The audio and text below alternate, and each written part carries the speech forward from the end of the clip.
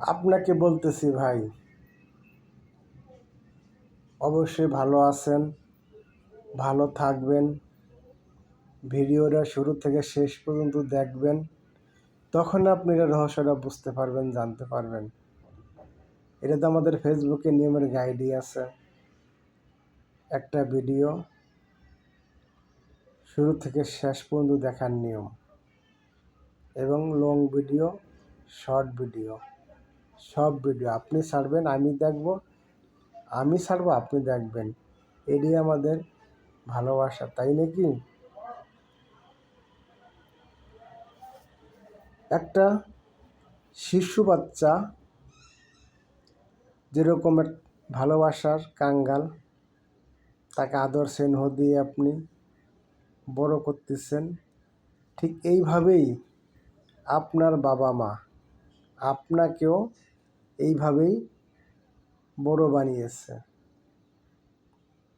তাই এখন আপনি বড় হইছেন, অন্যর একটি মেয়ে বিবাহ করেছেন, ঘর সংসার করতেছেন, আপন ভাই বোন হয়ে গেছে পর, আর পরের একটি মেয়ে হয়েছে আপনার এখন আপন। কোনো সমস্যা নাই, ভাই বোন চিরকাল একসঙ্গে থাকে না, আলাদা আলাদা সংসারই হয়। তবে একটা জিনিস মাথায় রাখবেন, বাবা মায়ের প্রতি কেউ কখনো অনবিচারী কাম করবেন না। বাবা মায়ের খাবার দাবার যখন যেটা লাগে তত খবর রাখবেন, তখন আপনি বাবা মায়ের দোয়া পাবেন।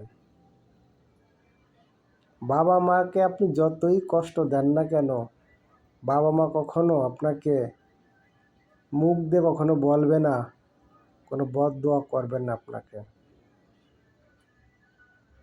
কিন্তু তার মনের খবরটা আল্লাহর জানে।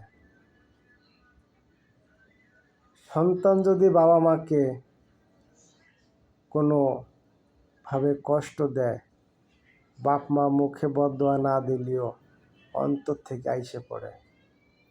তাই আপনাদেরকে অনুরোধ করব, আপনারা কেউ বাবা মার বদদোয়া নেবেন না।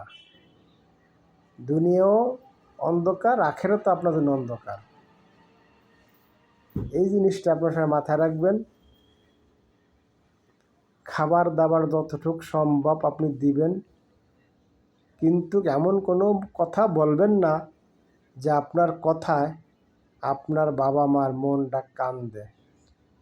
বাবা মায়ের মন কানলে আরও পর্যন্ত কেঁপে যায়।